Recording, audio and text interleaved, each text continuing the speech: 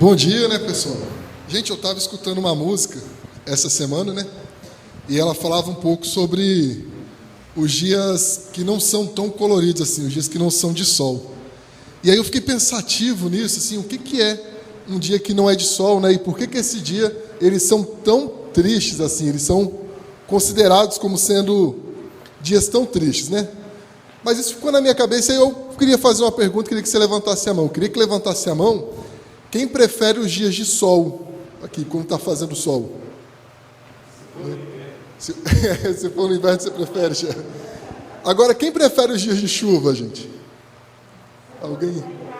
Se não for para ficar em casa. Tá certo, é engraçado porque geralmente a maior parte das pessoas sempre preferem os dias de sol, né? A gente tem uma coisa que a gente aprende desde sempre, que os dias de chuva eles são ruins, né?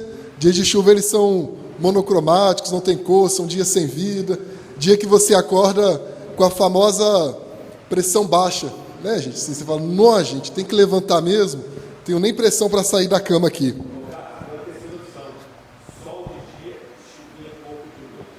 Sol de dia e chuvinha pouca de noite é o perfeito, né? É assim, é fino o negócio. Mas, pensando nisso, eu queria que a gente caminhasse hoje lá no livro de Jó, no capítulo 19. A gente vai ler dos versículos 1 até o versículo 24 primeiro. Mas aí, enquanto você abre, eu queria que a gente também lembrasse um pouquinho de quem é Jó. Quem é essa pessoa, Jó, né, gente? Jó, ele é um cara muito rico. Jó, ele é uma pessoa muito rica. E ele não é israelita. Ele, assim como eu e você, ele não faz parte originalmente ali da aliança com Deus, né? Jó, ele é bondoso, ele era uma pessoa muito boa, ele é uma pessoa muito boa. Ele sempre organizava grandes banquetes para todos os seus amigos, e seus servos e servas participavam desses banquetes. Esse era Jó. Jó, ele era amado pelas crianças. Sabe, de aquela pessoa que quando chega as crianças vão perto, esse era Jó. Jó tinha 7 filhos e 3 filhas, ele tinha uma esposa. Enfim, Jó, ele é talvez aí a melhor definição, a família de Jó é a melhor definição da família da propaganda de margarina. Sabe, aquela família toda feliz ali e tal. Essa era a família de Jó. E Jó, belo de um dia, ele está em casa e ele está tranquilo, vivendo o seu dia, quando de repente chega um dos seus servos, correndo, todo esbaforido, e ele chega com uma má notícia. Jó, ele tinha 500 juntas de boi. Se você não sabe o que é uma junta de boi, é quando um casal de bois ali, 2 bois, eles estão arando a terra, a gente chama de juntas de boi. Então ele tinha 1000 bois, e ele tinha ali 1000 bois, ele tinha 500 jumentos que estavam pastando, 500 juntas de boi arando a terra, só que vieram assaltantes e roubaram tudo dele, roubaram todos os bois dele. E com certeza essa notícia chocou Jó, porque além de roubar, eles mataram todos os servos e servas de Jó. Só que quando esse servo estava terminando de falar, chegou outro servo correndo, e ele também estava assustado, e ele contou que ele viu cair fogo do céu, e esse fogo matou as 7.000 ovelhas que Jó tinha. Não só as 7.000 ovelhas, mas também como todos os servos e servas de Jó. E ele estava pronto para dar mais detalhes, quando de repente chega um terceiro servo, dizendo que os 3.000 camelos de Jó também tinham sido saqueados, e que todos os servos que cuidavam desses camelos também haviam sido mortos. Mas Jó estava tranquilo, sabe? Eram perdas econômicas. Ele ainda tinha seus filhos e filhas vivos. Mas a tranquilidade de Jó durou pouco, porque todos os seus filhos e filhas estavam reunidos num almoço na casa do filho mais velho. E de repente um vento soprou e derrubou aquela casa e matou todos os filhos e filhas de Jó. Imagina a destruição do coração de um pai que perde de uma vez só seus 10 filhos. Gente, depois disso a história de Jó caminha, humanamente falando, ladeira abaixo, né? Ele vai ficar muito doente. Ele vai ficar cheio de feridas pelo corpo. Essas feridas, elas vão infeccionar. Essas feridas, elas cheiram muito mal, ninguém consegue ficar perto dele. A esposa de Jó tinha nojo dele. Os servos de Jó não obedeciam a Jó porque não aguentavam ficar perto dele. Por mais que ele implorasse que eles viessem ajudá-lo, eles não vinham. Nem mesmo as crianças queriam ficar perto de Jó. Só sobraram 3 amigos para Jó. E esses 3 amigos agora eles ficam discutindo por que Jó está vivendo tudo aquilo. Por que Jó está passando por toda aquela situação? De todas as formas possíveis, durante essa conversa, durante essa narrativa, durante essa discussão do que está acontecendo com a vida de Jó, eles dizem coisas terríveis para Jó. Eles acabam com Jó, eles massacram Jó, eles diminuem Jó. Na verdade, tudo que eles queriam era mostrar que eles eram superiores a Jó, que Deus amava mais a eles do que a Jó. Afinal de contas, olha quantas coisas ruins estavam acontecendo com a vida de Jó. Jó está profundamente magoado, ele está sofrendo. Seus amigos machucaram ele com as suas palavras. Ele ouviu muita coisa que ele não queria ter ouvido.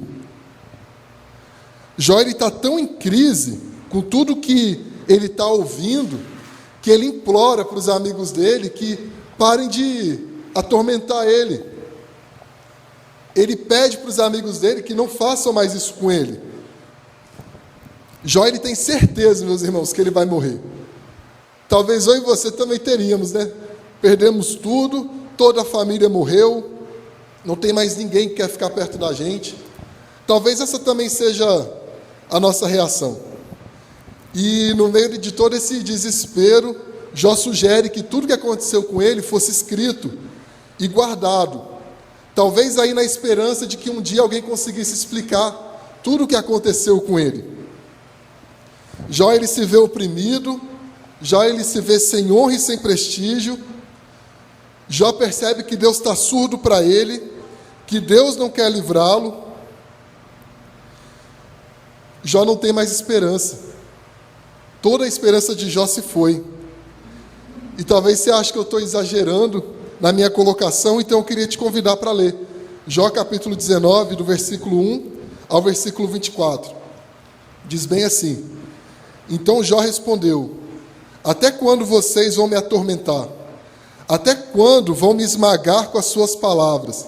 Já me insultaram 10 vezes. Vocês não têm vergonha de me atacar? Se eu tivesse me desviado, então eu devia ser castigado. Vocês devem pensar que são melhores do que eu, pois usam a minha desgraça como prova da minha maldade. Mas fiquem sabendo que foi Deus que me tratou mal. Foi Ele que estendeu a sua rede para me apanhar. Eu grito: ajudem-me, estão me matando, mas ninguém me defende. Não há justiça. Deus bloqueou os meus passos e escureceu o meu caminho. Ele tirou toda a minha honra, tirou a coroa da minha cabeça. Ele me atirou no chão até acabar comigo. Arrancou toda a minha esperança. Como uma árvore que é arrancada pela raiz, soltou toda a sua ira contra mim. Me tratou como um dos seus inimigos. Todo o seu exército avança contra mim. As suas tropas acampam em volta de mim. Deus afastou de mim os meus familiares, e os meus melhores amigos me tratam como um estranho. Os meus parentes me deixaram, e os meus amigos se esqueceram de mim. Aqueles que vinham me visitar e as minhas servas agora me tratam como se não me conhecessem. Chamo o meu servo e ele não vem, mesmo que eu lhe implore. Ele não me responde. A minha mulher sente o mau cheiro da minha boca e os meus irmãos detestam o meu cheiro. Até as crianças me desprezam. Me rejeitam quando me aproximo delas. Os meus melhores amigos me rejeitam. E as pessoas que eu amo se voltam contra mim. Sou só pele e ossos. Mal consigo viver. Tenham pena de mim, meus amigos. Tenham pena de mim, porque Deus está contra mim. Por que vocês também me perseguem como Deus? Não se cansam de me fazer mal? Como gostaria que as minhas palavras fossem escritas, que fossem escritas no livro. Como gostaria que fossem gravadas na pedra com um pedaço de ferro. Você percebe, gente? Jó está profundamente triste. A vida dele está desmoronando por completo e eu vou me arriscar em ser anacrônico e dizer que Jó estava em depressão. Nitidamente, Jó está esgotado de toda a positividade que a sua vida tinha. Não existe mais positividade nenhuma. E tudo isso agora deu lugar à dor e ao ócio. Eu não sei se você já se sentiu assim. Eu já me senti assim algumas vezes. Talvez você esteja se sentindo assim hoje. O que tem roubado a sua paz? Essa é uma pergunta muito chave para a gente hoje. O que tem te feito chorar? Às vezes, sem ninguém saber, você tem chorado. Chorado muito. Qual incerteza de futuro tem feito você desanimar? Tem feito você repensar a sua vida e querer mudar os rumos? Enfim, gente, o que esgotou as suas forças?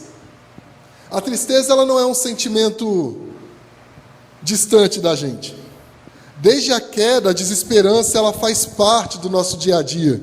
Ela faz parte do nosso cotidiano. No Éden, em Adão e Eva, a gente tem a maior perda da história da humanidade. A comunhão com Deus foi substituída pelo medo. A dor passou a fazer parte do parto, e os espinhos agora vão dificultar o árduo trabalho de lavrar a terra, de cuidar da terra. Adão e Eva, sim, podiam ver tudo o que eles perderam. Adão e Eva viram a desesperança chegar no mundo. Essa desesperança diária tem sido chamada aí por muitas pessoas como sociedade do cansaço. Em 2013, uma pesquisa do Ibope mostrou que 98% dos brasileiros se sentem cansados mental e fisicamente, sendo que os jovens da faixa etária de 20 a 29 anos são os que mais têm a maior fatia de exaustão. E as consequências estão aí, né, gente? Ansiedade, depressão, vícios com álcool e tabagismo. Mas não são somente essas consequências. Alguns dias atrás eu estava andando no centro e eu passei por um menino que ele estava muito triste. Nitidamente ele estava muito pensativo. E eu queria passar por ele direto, só que eu me senti impelido a voltar e perguntar por que ele estava triste. E aí eu voltei, eu comecei a conversar com ele. Ele tinha uma marca, uma cicatriz na testa, outra na sobrancelha, com marcas de ponto. Ele tinha arranhões no pescoço.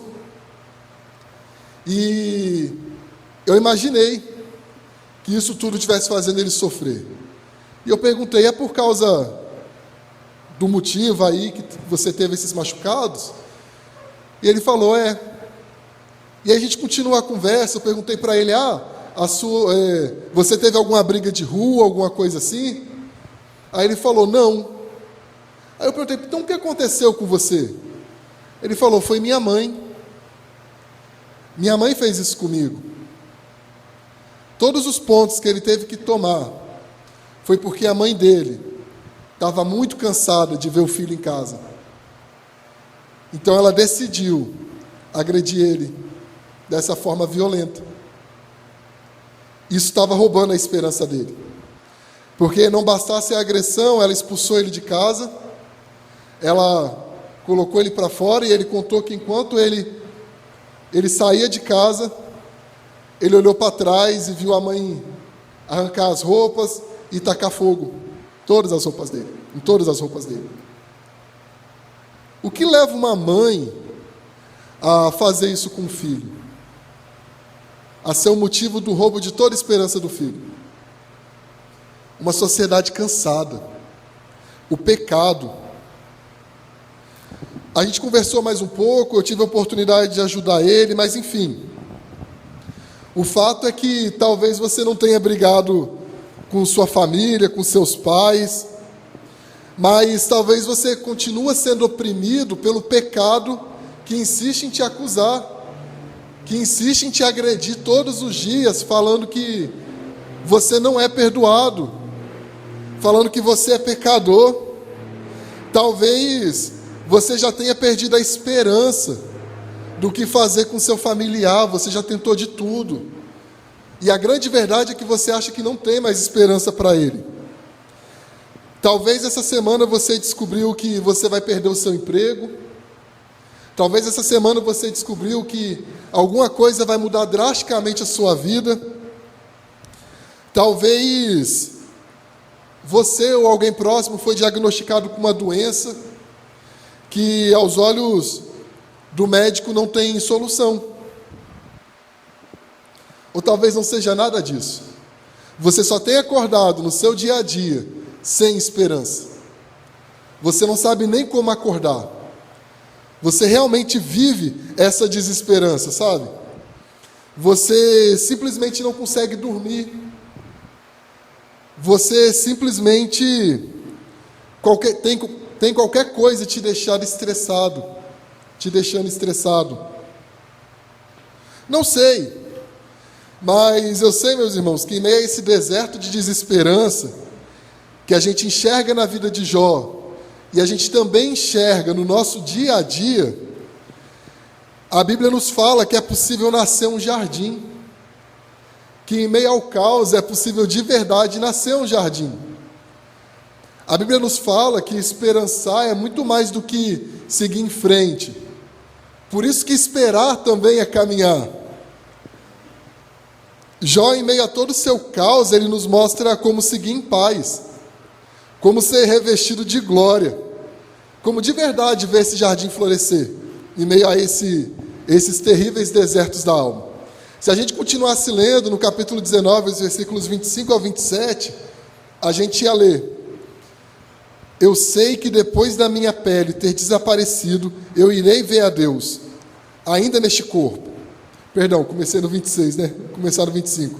Eu sei que o meu libertador vive, e no fim triunfará sobre os que são feitos de pó. Eu sei que depois da minha pele ter desaparecido, eu irei ver a Deus ainda neste corpo. Eu próprio verei a Deus, com os meus olhos olharei para Ele, com os meus próprios olhos e não com outros. Como eu estou ansioso para que isso aconteça. Gente, você percebe? Tudo o que aconteceu com Jó até aqui é o mesmo Jó que alguns versículos antes estava implorando que os amigos dele parassem de atormentar ele. É o mesmo Jó que alguns versículos antes estava pedindo que os amigos dele tivessem empatia dele. É o mesmo Jó que estava se lamentando porque as pessoas não queriam mais andar com ele, porque ninguém mais suportava estar perto dele. Esse mesmo Jó, esperança em Cristo, esperança no Redentor, uma esperança que de verdade vem dos céus, uma esperança que foi feita, foi costurada no caos da alma de Jó. É sobre essa esperança que a gente precisa refletir. Jó, ele sabia que seu Redentor vivia. Numa sociedade que a gente vive cheio de ismos, numa sociedade que a gente vive atormentado por tantas coisas, a gente precisa trazer à memória que Cristo está vivo. A morte não foi suficiente para deter o nosso Redentor. Uma sociedade cansada não é suficiente para deter o nosso Redentor. A tristeza sem explicação da sua alma, os desafios que têm roubado a sua alegria, não são suficientes para poder deter Cristo. Tudo isso não tem a última palavra na sua vida. Cristo venceu a morte, Ele é o dono do tempo, Ele é o dono da história, Ele é quem dita como as coisas vão ser. Os discípulos, logo após a morte de Jesus, né? Jesus morreu, eles foram visitar o túmulo, as mulheres vão visitar o túmulo, e lá em Lucas 24:5, quando elas visitam o túmulo e elas percebem que Cristo não está mais lá, elas são tomadas de pavor. E naquela visão com os anjos, eles dizem para elas: por que vocês estão procurando entre os mortos alguém que está vivo? Jó entendeu que o Redentor vivia, antes que o Redentor vivesse. Nós sabemos que o Redentor vive, nós podemos esperançar nisso. Se existe alguém que é totalmente confiável, é Cristo, porque Ele governa a história, porque Ele é o Senhor da história. Nossa história não é lida, gente, sobre qualquer perspectiva. Nossa história não é lida debaixo de um mau governo, Nossa história ela não é lida debaixo de um dólar alto, um dólar baixo. Nossa história é lida sobre a perspectiva dos céus, e a gente precisa entender isso. A gente precisa olhar para Cristo e de verdade entender que Cristo é o Senhor da história, que Cristo está no controle da história. Mas não é só isso. Jó ele tem esperança que algo irá acontecer. Naquele momento da vida dele, ou na próxima, ou após a sua morte, algo irá acontecer. Olha o que ele fala: no fim triunfará sobre os que são feitos de pó. Ou em outra versão, no fim eu sei que se levantará sobre a terra. Quando eu estava lendo esse versículo especificamente, pensando nele, eu fiquei pensando como que eu queria voltar lá atrás, para poder contar para Jó, que de verdade ele se levantou. Sabe, depois do terceiro dia ele venceu a morte. Ele venceu a morte de uma vez por todas. A morte ela tinha uma vitória aparente, mas ela não foi suficiente para o poder de Cristo. Ele se levantou, o nosso Redentor ele se levantou e assumiu o seu lugar junto ao Pai. E a vitória de Cristo nos faz poder afirmar que em meio ao mais terrível caos, nós teremos a coroa da vitória, nessa vida ou na próxima. Toda dor ela é por enquanto.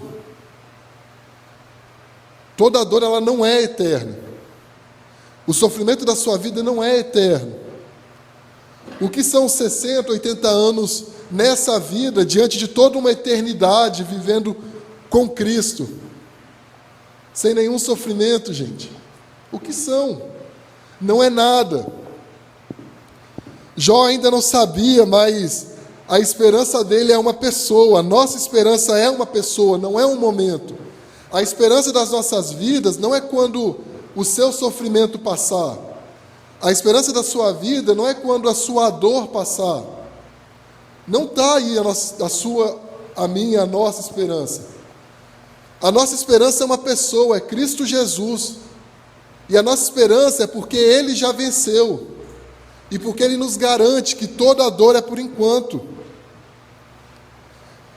Porque essa certeza nos permite viver cada dia cinza, cada dia de chuva que você amanhece aí com a pressão baixa, sem querer levantar, né?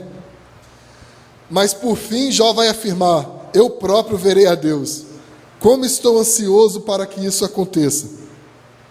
Jó sabia que o Redentor dele o absolveria de toda a culpa, e isso era suficiente para ele. Mais uma vez eu falo, o que é o tempo aqui diante de toda a eternidade com Cristo, não é mesmo? O que é todo o cansaço que a gente vive aqui, toda a dor, todo o sofrimento, diante dos dias de glória que de verdade nos esperam? A gente precisa pensar nisso. A gente precisa refletir um pouco mais nisso. Além do tempo em que Jó vivia, além do seu cansaço, da sua dor, Jó aponta para Jesus Cristo, meus irmãos. Jó nos fala de uma esperança verdadeira, que hoje nós sabemos que é Jesus Cristo. Jó encontra o seu descanso no Redentor. Nós também podemos encontrar nosso descanso em Cristo, no nosso Redentor. A gente precisa pegar todo esse caos, toda essa desesperança que tem atingido a gente de todas as formas possíveis e de verdade colocar diante de Cristo. E de verdade caminhar com Cristo. Mas eu quero fechar esse tempo aqui retomando uma pergunta que eu fiz lá no começo. O que tem roubado a sua paz? O que tem tirado as suas energias? Cada um aqui tem uma história. E eu tenho certeza que para cada um aqui, algo diferente tem roubado a paz e a energia. Certeza absoluta. Mas hoje Cristo tem um convite para você. Ele te convida a olhar para toda essa tristeza como sendo uma bênção. A Lorena Chaves ela canta que as poucas cores nos céus vão te lembrar o que importa. Dias tristes nos aproximam de Deus, meus irmãos. Dias tristes nos fazem nos achegarmos mais próximos de Deus. E a gente incansavelmente fala que não tem lugar melhor para estar do que diante de Deus. Então, por que quando passamos por situações que nos colocam diante de Deus, mais perto deles, nós tendemos a reclamar tanto? É o melhor lugar que eu poderia estar, mais perto de Deus, sabe, diante de Deus. Esse é um grande benefício do deserto. Esse é um grande benefício da desesperança. A gente se aproxima de Deus de verdade. Além disso, quando a gente se aproxima de Deus, a gente é levado a esperançar.